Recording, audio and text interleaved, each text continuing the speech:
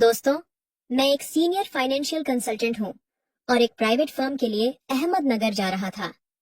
मेरा जूनियर साथी भी मेरे साथ था। मेरी उम्र 47 साल है और मेरे परिवार में मेरी पत्नी और 3 बच्चे हैं। मुझे घर से लंबे समय तक दूर रहना अच्छा नहीं लगता, लेकिन नौकरी की मजबूरी के चलते मुझे कई बार अलग अलग शहरों में जाना पड़ता है। हालांकि मैं अपनी मर्जी से खुद शहर चुन लेता हूँ। इस बार मैंने अहमदनगर चुना क्योंकि मेरे ससुराल वाले वहां रहते हैं।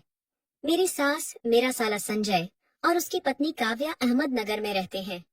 मेरे ससुर 3 साल पहले गुजर गए थे और तब से मैं परिवार की कुछ जिम्मेदारियां निभाता आ रहा हूँ। मेरा साला संजय 30 साल का है और एक ऑटोमोबाइल कंपनी में मैकेनिकल इंजीनियर है। उसकी शादी को 2.5 साल हो चुके हैं और मैंने ही उसकी शादी का सारा इंतजाम किया था। इस बार जब मैं अहमदनगर जा रहा था तो मैंने ससुराल में रुकने का मन बनाया। मेरी सास उस वक्त कोल्हापुर में मेरे घर पर थीं, क्योंकि मेरे माता पिता अपनी बहन के पास पुणे गए थे।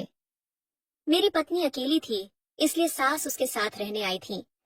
मैं शाम 4 बजे अहमदनगर पहुंचा। अपने जूनियर को एक गेस्ट हाउस में ठहराने की व्यवस्था करके मैं ससुराल पहुंच गया। वहां मेरी साली काव्या ने मेरा जोरदार स्वागत किया। वह 27 साल की है, सांवली छरहरी, करीब 5 फुट 6 इंच लंबी और देखने में वह बहुत ही आकर्षक थी। गोल चेहरा, गालों पर डिंपल और घने काले बाल, वह बहुत खूबसूरत लगती थी।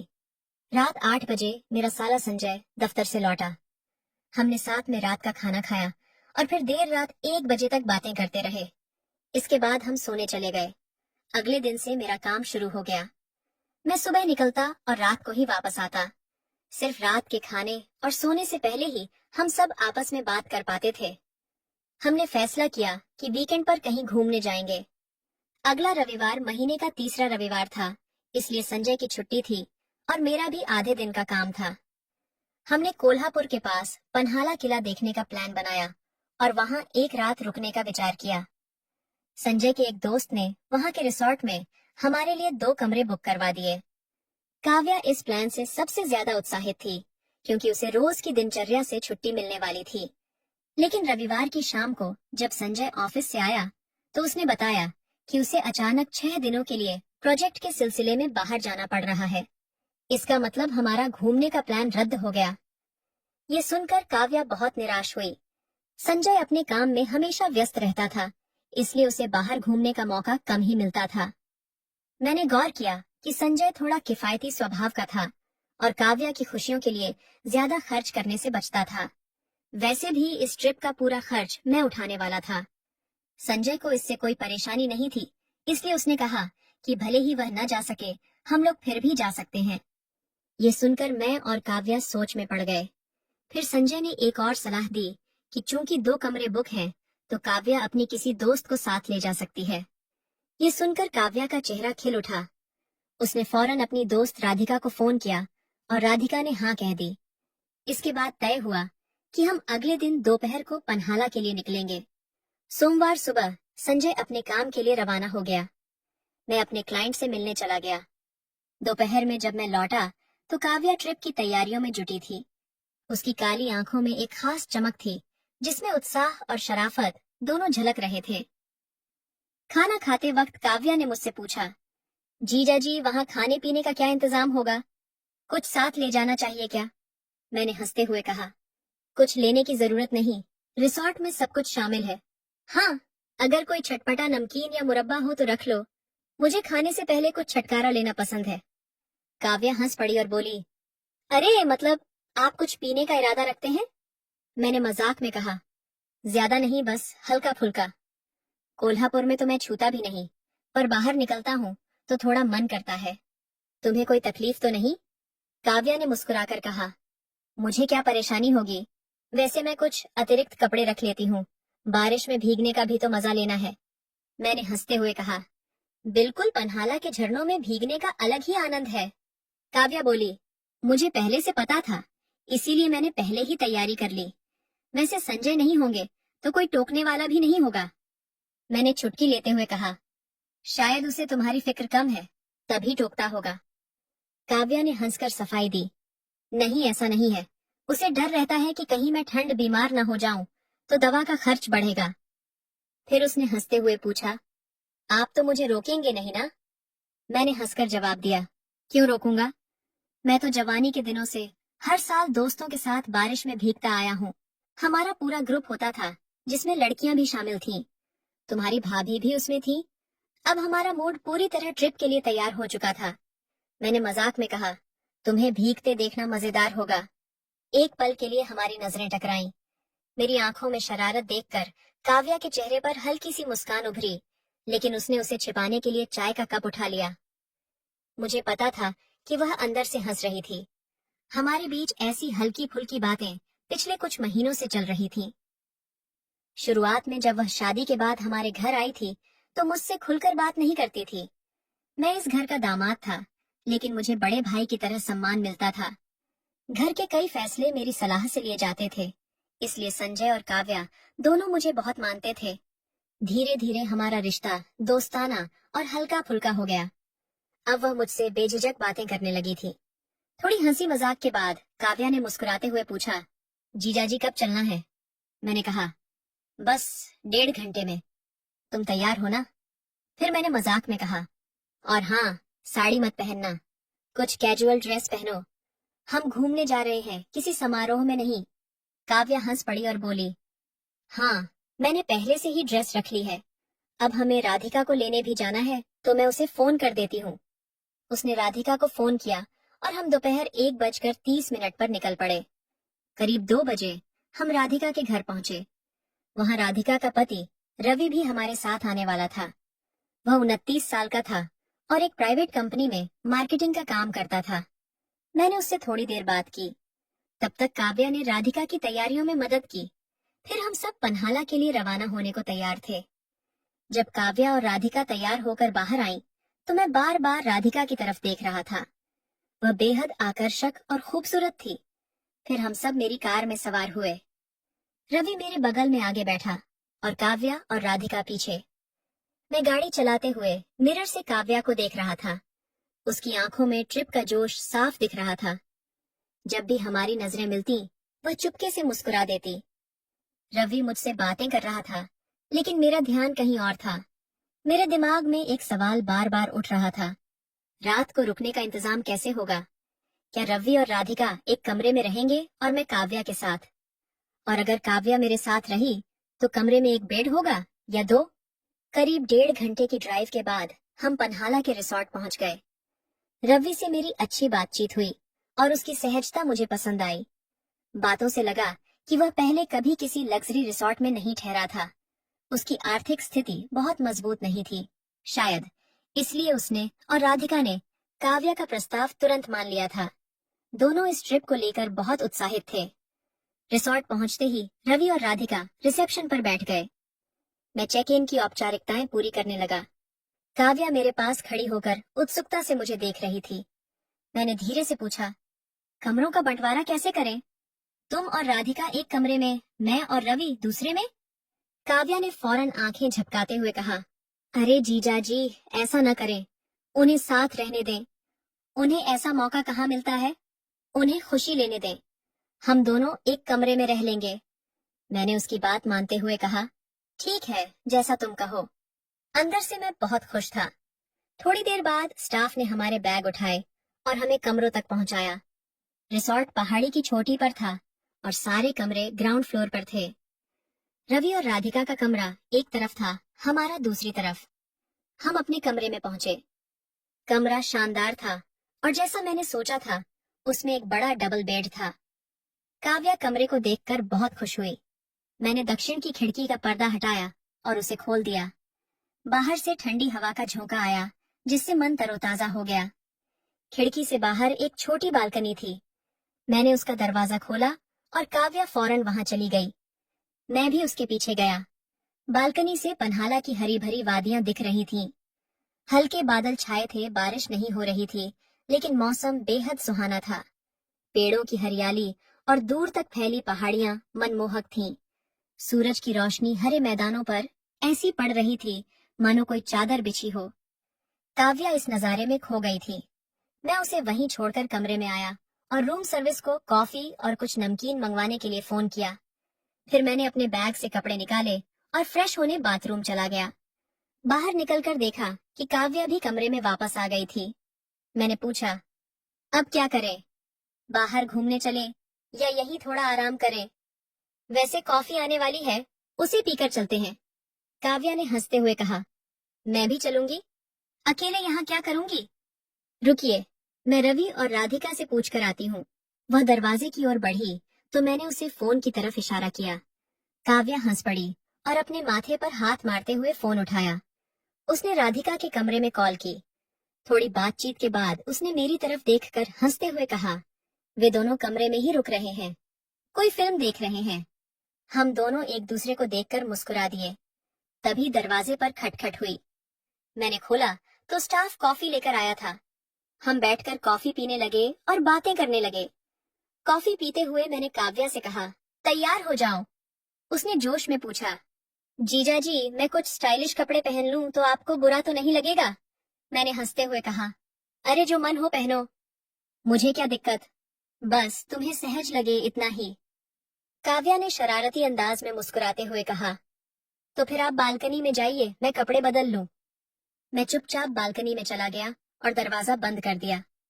एक पल को सोचा कि कहीं दरवाजे में कोई झरोखा तो नहीं, लेकिन फिर वह ख्याल हटा दिया। थोड़ी देर बाद काव्या ने आवाज दी, आ जाइए। मैं अंदर गया और उसे देखकर एक पल को रुक सा गया। उसने ग्रे लेगिंग्स और रवि कुर्ती पहनी थी। पहले मैंने उसे ज्यादातर पारंपरिक कपड़ों में ही देखा था। ये नया लुक उसके ऊपर बहुत जंच रहा था। काव्या ने उत्साह से पूछा, कैसी लग रही हूँ?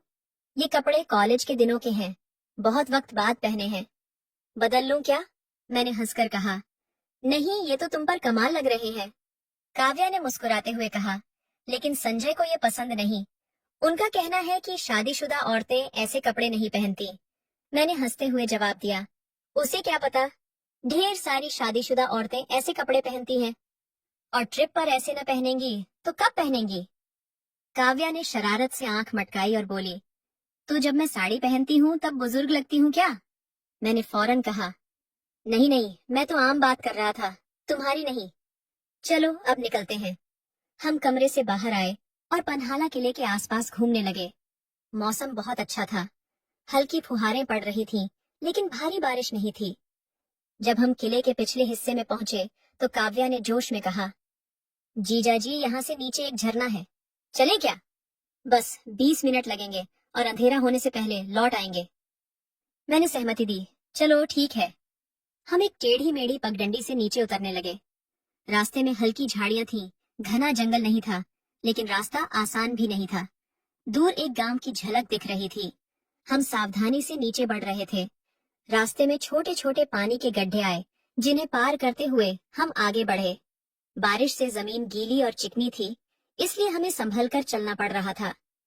मुझे पहाड़ी रास्तों पर चलने का तजुर्बा था, तो मुझे कोई दिक्कत नहीं हुई। काव्या मेरे आगे चल रही थी। लेगिंग्स की वजह से वह आसानी से चल रही थी और उसे देखना मुझे अच्छा लग रहा था। तभी एक जगह उसका पैर फिसला और वह गिरने लगी। मैं फौरन आगे बढ़ा और उसे थाम लिया। उसे खड़ा करते हुए मैंने पहली बार उसे छुआ। उसके हाथ बहुत नरम लगे और उसके शरीर से एक हल्की सी खुशबू आई। गिर ही जाती तुम, मैंने मजाक में कहा। काव्या ने खुद को संभालते हुए जवाब दिया, हाँ जीजा जी, रास्ता थोड़ा चिकना है। अब हम झरने के करीब पहुंच गए हैं, बस थोड़ा और आगे। वह जोश में बोली। आगे एक छोटा सा गड्ढा आया, ज्यादा गहरा नहीं था, लेकिन उसमें कीचड़ था। मैंने काव्या को रुकने को कहा और खुद आगे बढ़ा। फिर उसे बोला, मेरा हाथ पकड़ो, यहाँ फिसलन ज्यादा है, कहीं फिर न गिर जाओ। उसने मेरा हाथ थाम लिया। काव्या के हाथ उसकी कद काठी के मुताबिक थोड़े बड़े थे, उंगलियां पतली और मुलायम।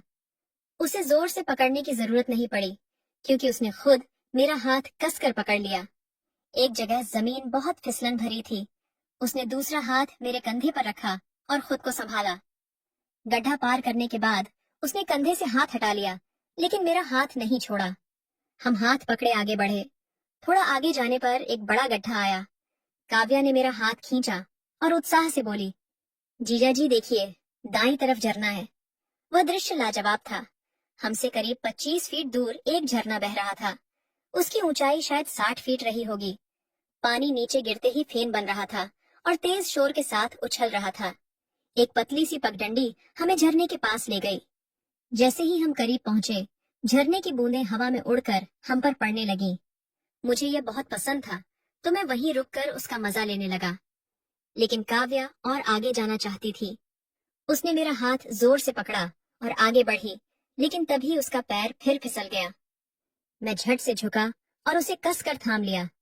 उसने शर्मिंदगी से मेरी तरफ देखा, लेकिन कुछ नहीं कहा। करीब 2 मिनट तक मैं उसे पकड़े रहा। फिर हमें एहसास हुआ कि हम खुले में ऐसे ही खड़े हैं। मैं थोड़ा पीछे हटा, लेकिन उसका हाथ नहीं छोड़ा। मैंने उसे सावधान रहने को कहा और हम झरने के और करीब पहुंचे। वहां पहुंचकर देखा कि झरने और पहाड़ी के बीच 6 फीट की खाली जगह थी। शायद वहां कोई छोटी गुफा थी। काव्या अभी भी मेरा हाथ पकड़े थी। मैंने उसका हाथ हल्के से दबाया और कहा, काव्या, झरने के पीछे कोई जगह दिख रही है, चलें वहां? काव्या थोड़ा डर गई और बोली, नहीं जीजाजी, मैं वहां नहीं जाऊंगी। रास्ता भी नहीं पता और मैंने कभी किसी को वहां जाते नहीं देखा। मैंने गौर से देखा तो सच में वहां पहुंचने का कोई सीधा रास्ता नहीं था। झरने के नीचे एक छोटा तालाब था जिसे पार करना पड़ता, लेकिन उसकी गहराई का अंदाजा नहीं था। लेकिन मेरे अंदर का जोश जाग गया। मैंने सोचा, अगर कोई नहीं गया तो मैं जाऊंगा। मुझे रोमांच पसंद था। साथ ही अगर मैं ऐसा करता तो काव्या मुझसे प्रभावित हो सकती थी। मैंने वहां जाने का फैसला कर लिया। मैंने काव्या का हाथ छोड़ा और कहा, मैं देखता हूँ कि वहां पहुंचा जा सकता है या नहीं। काव्या ने मुझे रोकने की कोशिश की, लेकिन मैं नहीं माना और पानी में उतर गया। मैं बहुत सावधानी से चल रहा था क्योंकि नीचे कीचड़ था। कुछ कदम आगे बढ़ने पर पानी गहरा होने लगा। मैंने किनारे की चट्टानों को पकड़ा और धीरे धीरे आगे बढ़ा। जब पानी मेरी कमर तक पहुंच गया तो तैरने के सिवा कोई चारा नहीं था। मैंने चट्टानों को सहारा लेकर तैरना शुरू किया। झरने के नीचे पहुंचते ही पानी का बहाव बहुत तेज था। अगर मैंने चट्टान मजबूती से न पकड़ी होती तो बह जाता, लेकिन मैंने हिम्मत रखी और आगे बढ़ता गया। आखिरकार मैं झरने को पार करके दूसरी तरफ पहुंच गया। जैसा मैंने अनुमान लगाया था, वहां एक छोटी गुफा जैसी जगह थी। वह करीब 8 फीट लंबी और 4 फीट चौड़ी थी। नीचे एक चपटी चट्टान थी जिस पर बैठा जा सकता था। मैं वहां खड़ा होकर उस नजारे का लुत्फ उठाने लगा। काव्या दूसरी तरफ खड़ी थी। मैंने विजयी अंदाज में उसकी ओर देखा। वह हैरानी से मुझे देख रही थी। उसके चेहरे पर आश्चर्य देखकर मुझे बहुत संतुष्टि हुई। मैंने जोर से कहा, क्या तुम भी आ रही हो? काव्या ने डरते हुए कहा, नहीं नहीं, मुझे डर लग रहा है। कैसा डर? मैं तो आ गया ना, मैंने हंसते हुए कहा। काव्या ने घबराते हुए जवाब दिया, जीजा जी, आप तो तैरने में माहिर हैं, मुझे तैरना नहीं आता। उसकी बात सुनकर मैं जोर से हंसा। फिर मैं वहां कुछ देर खड़ा रहा और झरने की फुहारों का मजा लिया। थोड़ी देर बाद मैं वापस लौटने लगा। रास्ता पहले देख चुका था तो मुझे ज्यादा परेशानी नहीं हुई। सावधानी से मैं वापस आ गया। काव्या मुझे देखकर दंग रह गई। उसने उत्सुकता से पूछा, जीजा जी, आपने तो गजब कर दिया। मैंने आज तक किसी को वहां जाते नहीं देखा। वहां कैसा लगा? मैंने मुस्कुराकर कहा, बहुत अच्छा लगा, खासकर पानी की बूंदों को महसूस करना। अंदर से वह जगह किसी जादुई गुफा जैसी थी। काव्या ने जोश में कहा, सच में? काश मैं भी जा पाती तो कितना मजा आता। मैंने कहा, तो चलो ना, मैं तुम्हारे साथ हूँ। तुम्हें थोड़ा बहुत तैरना तो आता ही होगा। काव्या ने चिंता से कहा, मुझे तैरना आता था, लेकिन सालों हो गए। अब डर लगता है कि कहीं डूब न जाऊं। मैंने उसे समझाया। पहले उसने मना किया, लेकिन मेरे जोर देने पर वह मान गई। मुझे खुशी हुई क्योंकि इससे मुझे उसे और करीब से जानने का मौका मिल रहा था। मैं फिर से पानी में उतरा और उसे इशारा किया। काव्या धीरे धीरे पानी में आई। शायद ठंड या डर से उसका शरीर कांप रहा था। वह किनारे की चट्टानों को पकड़कर आगे बढ़ी।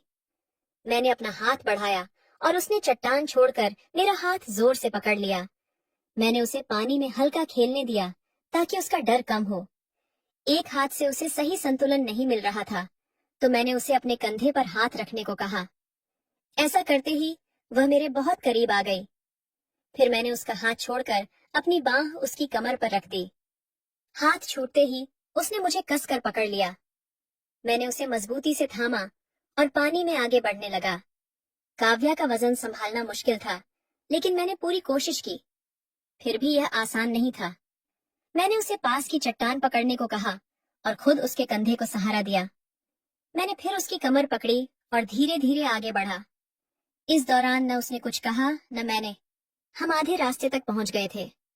आगे पानी गहरा था, लेकिन काव्या का डर अब कम हो गया था। उसका चेहरा शांत लग रहा था। झरने की फुहारों में वह पानी के साथ खेलने लगी। अब वह मुझसे खुलकर बातें करने लगी थी और मजाक भी कर रही थी। उसकी यह नजदीकी मुझे बेचैन कर रही थी। मैं चाहता था कि यह पल और यादगार बने। मैंने कहा, चलो अब पूरा पार करते हैं। काव्या ने मुस्कुराकर कहा, आपके साथ होने से ही हिम्मत कर रही हूँ, वरना कभी ना आती। मुझे छोड़ना मत।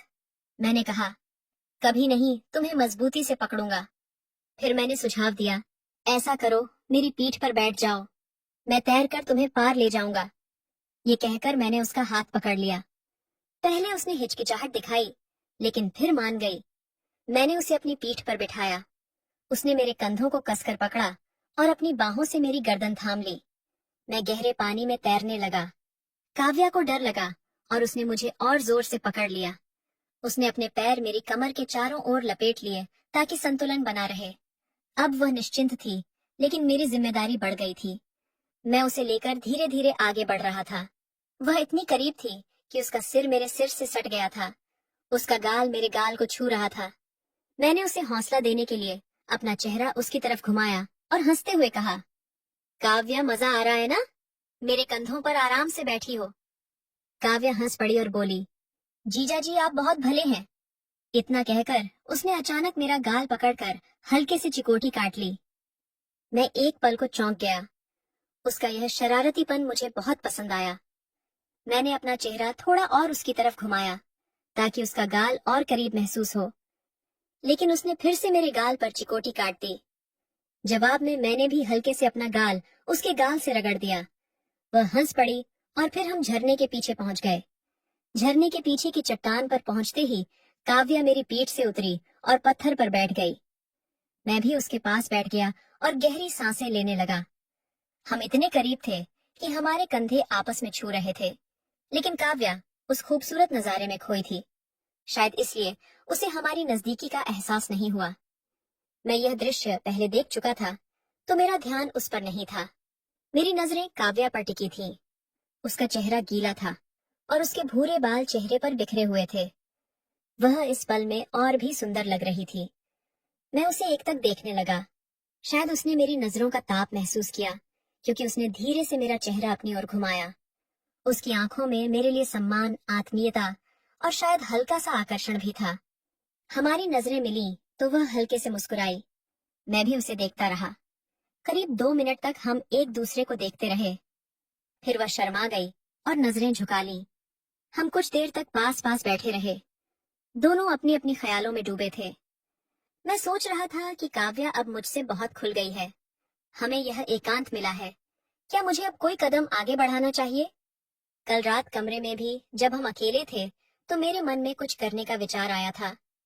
अब उसकी यह करीबी मुझे बेचैन कर रही थी। उसके हाव भाव से लग रहा था कि वह भी इसे पसंद कर रही थी, वरना उसने मेरे गाल पर चिकोटी क्यों काटी? अब जब यह मौका मिला है, तो क्या इसे यूं ही जाने दूं या फिर आगे और कुछ किया जाए? कमेंट में जरूर बताना दोस्तों। ये थी हमारी आज की नई कहानी।